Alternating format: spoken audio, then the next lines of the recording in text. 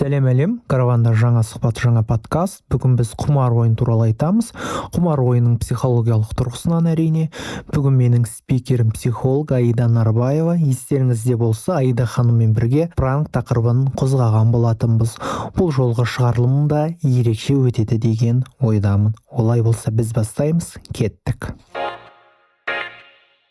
Аида ханым, алдымен бүгінгі подкастқа сұхбатқа келіскеніңізге рахмет. Алғашқы сұрақ: құмар ойынға кіріп кеткен адамдардың психикасы бұзылған адам деп санай аламыз ба оларды? Құмар ойынға кіріп кеткен адамның психикасы әлбетте бұзылған. Құмар ойынға тәуелділік бұл қадағалауға келмейтін психикалық тәуелділіктің бірі болып табылады. Және мына дүниежүзілік денсаулық сақтау ұйымы бұл бұзылысты патологиялық құмар ойыны деп атайды. Ал халықаралық аурулардың классификациясы бойынша МКБ деп атаймыз ғой, МКБ-10 бойынша бұл әдет пенен қызығушылықтың бұзылысы деп классификациялайды. Құмар ойынға еліктірудің өзі психология сияқты. Қалай ойлайсыз? Келісемін. Құмар ойын еліктіру мақсатында енді өте көп мамандар жұмыс істейді. Ол психолог мамандар, коуч мамандар, ғылыми зерттеу осы салада айналысып жатқан адамдар, психология саласында ғылыми зерттеу жүргізіп жатқан адамдарды қолмақты ақша беріп, шақырып, сол жобаларды зерттеуге және адамдардың үздіксіз келіп отыруына, ойнауына, ол жерде жеңіліп жатқан кезіндегі адамның әсері, қандай манипулятивті, қандай техникалар пайдаланып отырып, адамның көбінесе ол ұтыссыз шығуына, ақшасын сол жерге қалдырып кетуіне және жиі келіп тұруына бағытталған арнайы бір жұмыстар жүргізіледі. Құмар ойыннан адамдарды психолог, психиатр мамандары арқылы шығару мүмкін бе? Сол туралы айтып берсеңіз. Әрине, мамандар арқылы шығару мүмкін. Психолог та, психиатр да бірлесіп отырып жұмыс атқарады. Қазіргі таңда өте көп авторлық методикалар бар. Ол тәуелділіктен арылудың 7 қадамы немесе 12 қадамы деген әртүрлі методикалар бар. Кодировка деп атаймыз, және де жаңа басқа методикалар бар.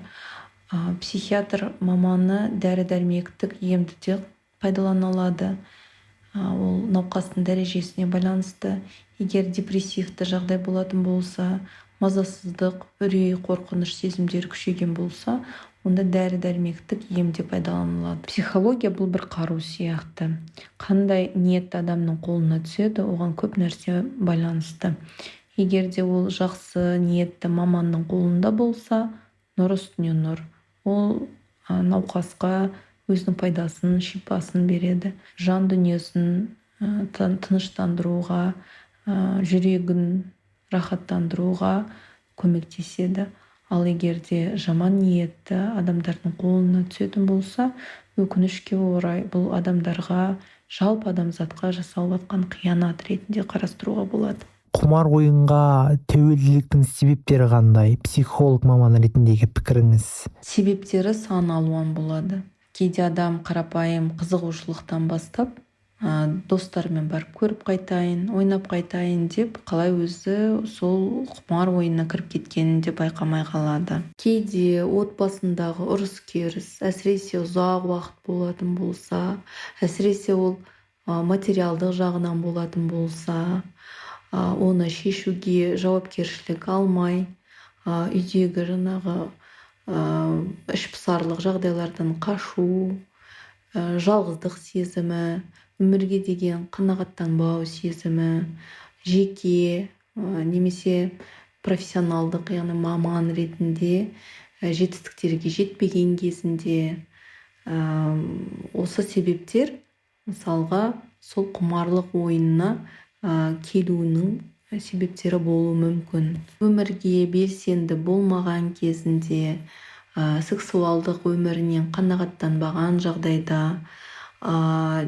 мысалға кейде жеңіл жолменен ақша таба аламын деп сенетін адамдарда, бүкіл мәселенің бәрі ақша шешеді деп сенетін адамдардың құмар ойынына келу дәрежесі жоғары болады. Балалар менен жасөспірімдерде психиканың дұрыс жетілмеуі, отбасындағы дұрыс тәлім тәрбие берілмеуі, ата-анасының сол құмар ойынына бейім болуы деген сияқты себептер балаларды құмар ойынына алып келуі мүмкін.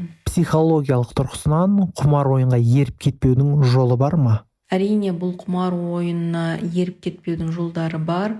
Ол бастапқыда адам өзінің өміріне деген белсенділігін арттыру, болып жатқан мәселелерді ысырып қойып, болмаса жаңағы құмар ойынмен алмастыру емес, өзінің өмірімен айналысу, саналы түрде өмір сүру.